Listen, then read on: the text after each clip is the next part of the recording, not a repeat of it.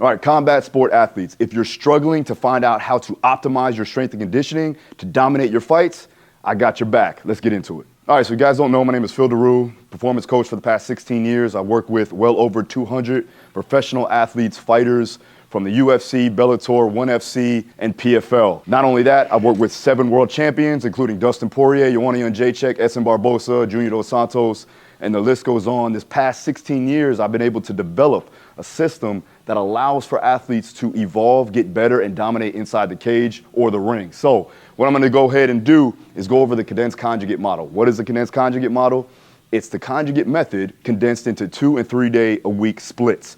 Reason why is because you guys know if you're training multiple times throughout the week and throughout the day, you can't put a lot of emphasis or frequency into your strength and conditioning. So in order for us to optimize and make sure that we're doing the things that we need to do inside the weight room, we condense it down so that you can get the best out of it. So without me talking too much, let's break it all down. So phase 1, you got off camp.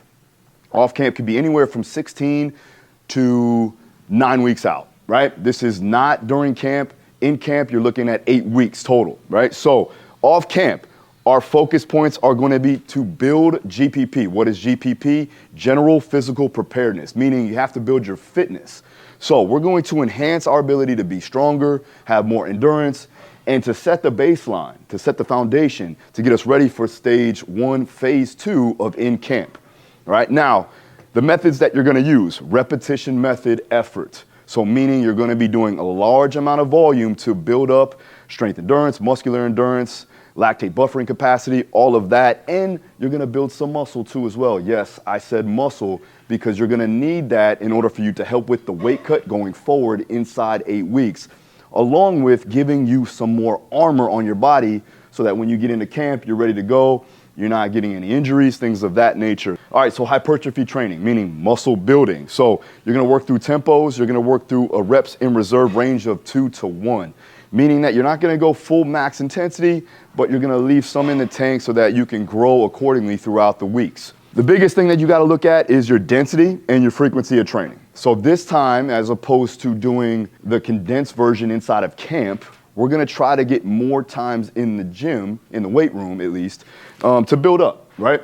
So typically you wanna do 3 to 4 times a week in the weight room, and then you wanna tailor off some of the skills training. Not to say totally negate it, but this is more of the focus point, is to build the body up while you're maintaining some of the skills and then also working on some of the limiters that you have in your game. So rate limiting factors. We're gonna work on those limiters, those weak points that are going to allow you to be stronger as a whole. You can take this into account into your skills training too as well. Let's say off camp, you wanna work more on your wrestling because you're more of a striker. Maybe you wanna work more on your ground game, or you wanna work more on your submissions if you know how to take someone down, but then you don't know what to do after that. So it really goes hand in hand with your skills training. Same thing applies with your strength, power, speed, and endurance, right? So if you're limited by your strength output or your force application, then we want to build strength. Maybe you want to build more endurance. Maybe your conditioning is lacking, so then we're going to put more of an emphasis on aerobic capacity and start building that gas tank up. Whatever it is, that's what we have to focus on. All right, so stick around after the whiteboard. I'm going to go ahead and show you some exercises and tools that you can use for each individual phase. All right, now, switching gears. Going into phase 2, which is gonna be inside of camp, you got 8 weeks out. Typically it is 8 weeks out, sometimes it's 6, but in a perfect world, we want 8. All right, so in camp or in season even, focus points are gonna be directed preparation. So anything that we do from an exercise selection standpoint is gonna have directed correlation to the ring or the cage. Real quick, so if you want to learn a little bit more in depth on the training process and you want more subjective understanding, book me for a call. We'll go through a consultation. I'll get it all ironed out for you, and then you can formulate the program, and then you're on your way. So if you're looking for that, book a call down below. The link is in the description. All right, so methods, right? You got dynamic effort and max effort, right? So now we're working more that force velocity curve. So power and strength are going to be more of a focus point, right? So now you're looking at, from a meters per second perspective, if you're using some type of force velocity profile or some type of VBT monitor to understand how fast you're moving the bar or your body, you typically want to stick between 0.3 to 1.0 meters per second. That's going to put high force, and then it's also going to have high velocity into your work. So it's going to help build power and strength together. Now, With that being said, with this 8-week in-camp program, now we're starting to work on our condensed conjugate model. So now the training times are going to be 2 to 3 times per week. On those days, you're going to be working high power and high strength. Hence the reason why you're working dynamic effort and maximal effort. And the reason why we're going to do that is because we want to maximize our time inside the weight room. So density is going to be important here. And then as far as intent and effort, it needs to be high. So our rate of perceived exertion, again, especially with your maximal effort work, is going to be somewhere around a 9 to 10. And the percentage ranges are going to be directly correlated over to what you're trying to work from an effort standpoint. So percentage ranges are going to be anywhere from 85 to 100% of your 1 rep max for your high force output, your maximal effort work. When it comes down to dynamic effort, right, that speed strength, we're going to be working more along the lines of 50 to say 60%, and then you can use some band tension too as well, which will push you up to about 80% at the top end. So the goal here is to use that band to give you accommodated resistance, meaning you have no deceleration on the bar, right? So you can explode through the full entire range of motion, and you have a fast eccentric through the band contracting back. That's going to help with your stretch shortening cycle. That's going to help you with your elasticity and your ability to be quick. All right, so now the focus is going to be on the game plan. So we're looking at compensators, meaning what are you strong at, right? So as your skills coaches are putting your game plan together for the actual fight, we're going to go ahead and hone in on the skills that you have from a physiological perspective. So let's say you do have a great gas tank. Well, now we want to work on pushing that gas tank a little bit further, right? And we also want to maintain some of the stuff that you've increased off camp that was your limiters.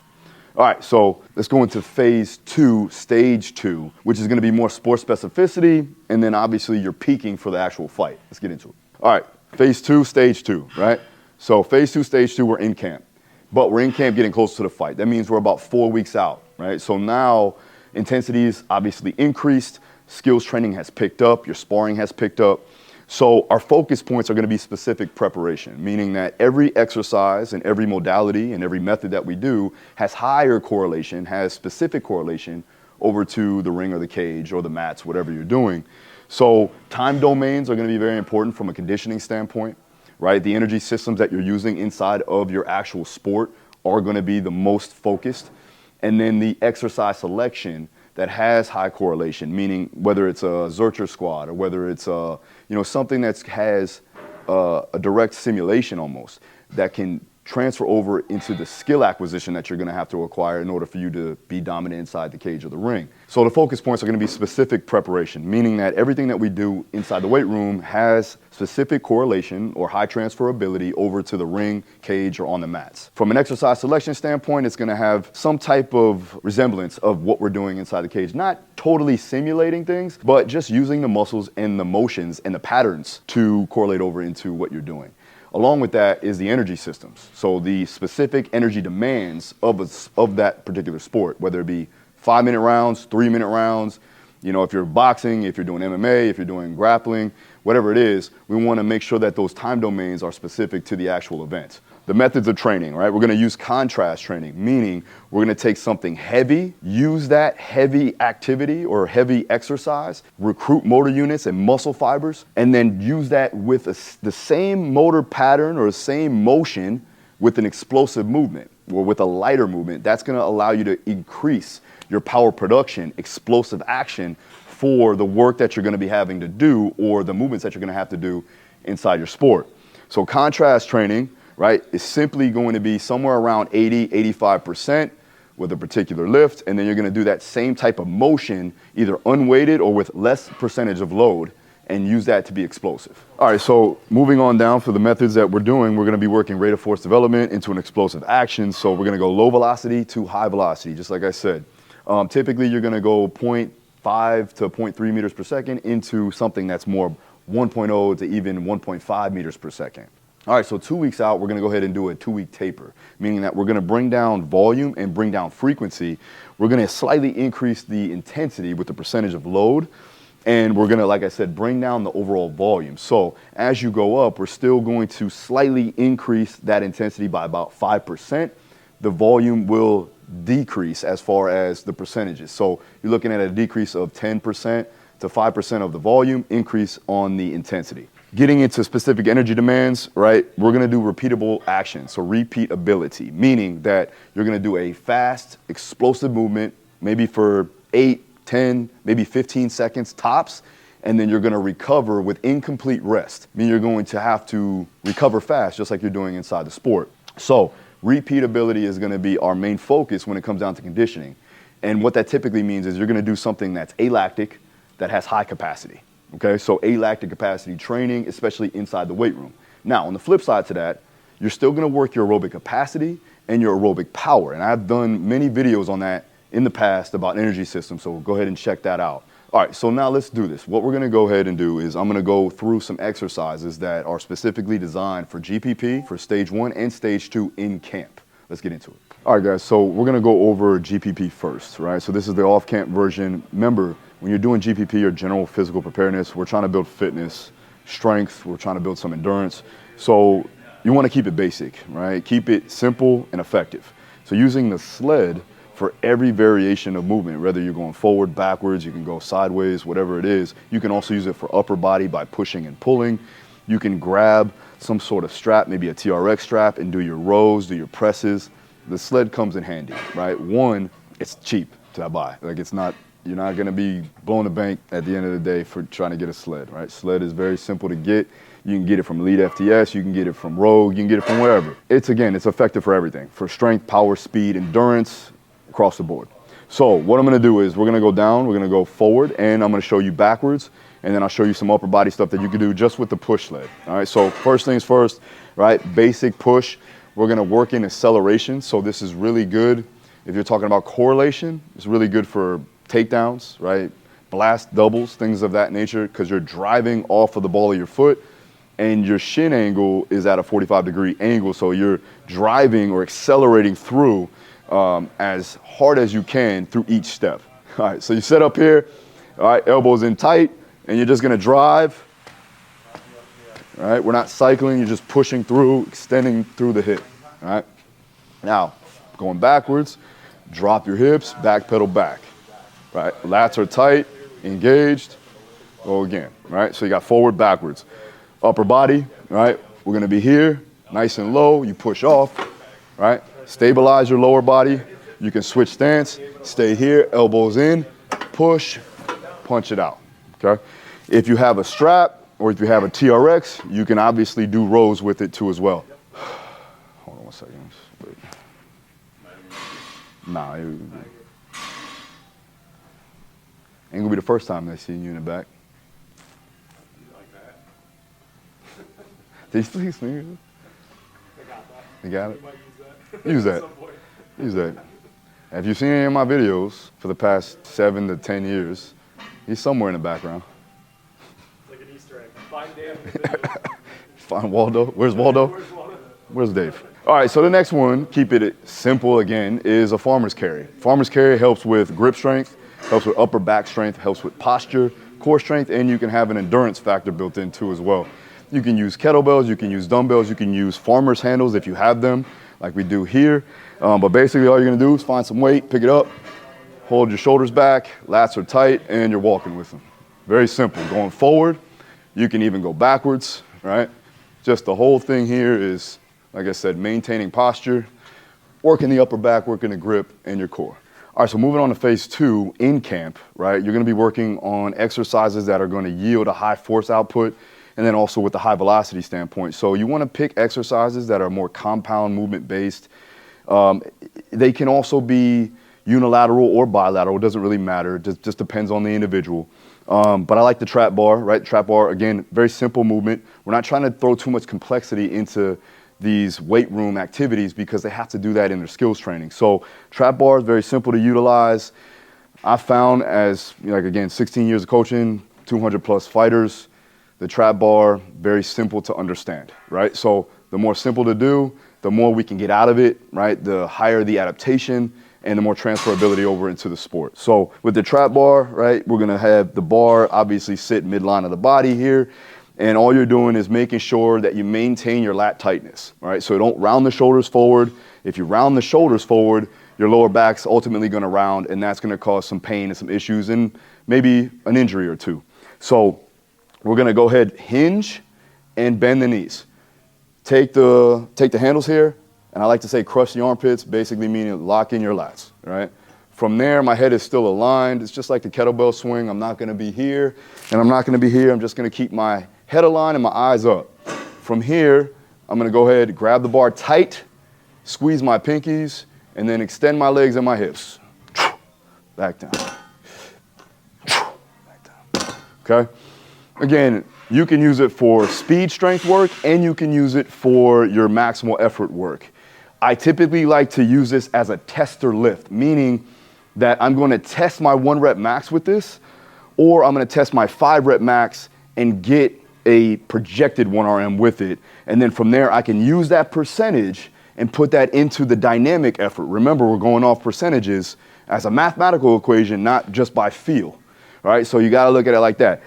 Now, use this as a tester and then build upon that with your dynamic effort, doing those ways of increasing in loads. Now, I get into deeper detail on this in the consultation. So if you do want to see and understand how to actually progress it, book a consultation right now. Link is down below. So another exercise that you can utilize for a tester lift, getting into your in-camp phase, is going to be some type of landmine press variation. The reason why I like the landmine is because it puts the bar at a position where you can press and somewhat press overhead, but you're in that 45-degree position. So you're not putting your shoulder in a compromised position if you don't have the joint prerequisites to go overhead, but you can still work some sort of vertical pressing motion, right? So I'm gonna keep my elbow inside. There's several variations that you could do here. You can use rotation. For this one, I'm not gonna rotate. I'm just gonna press and then bring it back down. So elbow in tight, press, bring it back down. I'm maintaining my core tightness, so I'm not extending here.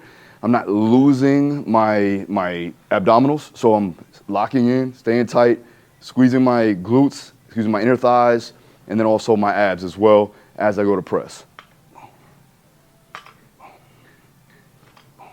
All right, so another exercise that I like to do for phase 2, stage 2, which is gonna be more your dynamic effort, more contrast training, is a banded kettlebell swing, right? Kettlebell swing in general is good.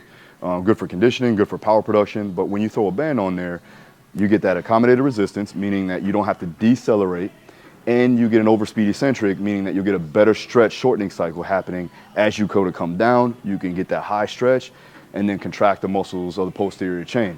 So I'm gonna take the band, right? I'm gonna wrap it around the handle, right? Spread the band out and then just step on the band, creating the tightness that you need in order to make it happen. All right, so here we go. Now lock in, punch.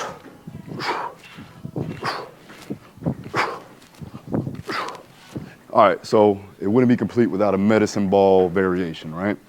So with the medicine ball, you can do a ton of different things. I like to use rotational power with this. With the med ball, it's ballistic, so there is no deceleration. You can use it for redirecting force, so you can have somebody throw it at you and then you redirect to a wall or to the space above you or the space in front of you, whatever it needs to be, where you can throw it up or you can throw it forward. Now, for this, I have a wall here, right? If you're by yourself, work the rotational plane, work the transverse plane, and work rotation with it. So I'm gonna go ahead, sink my hips, elbows in tight. All I'm doing is rotating and pivoting off the back foot, sending it through.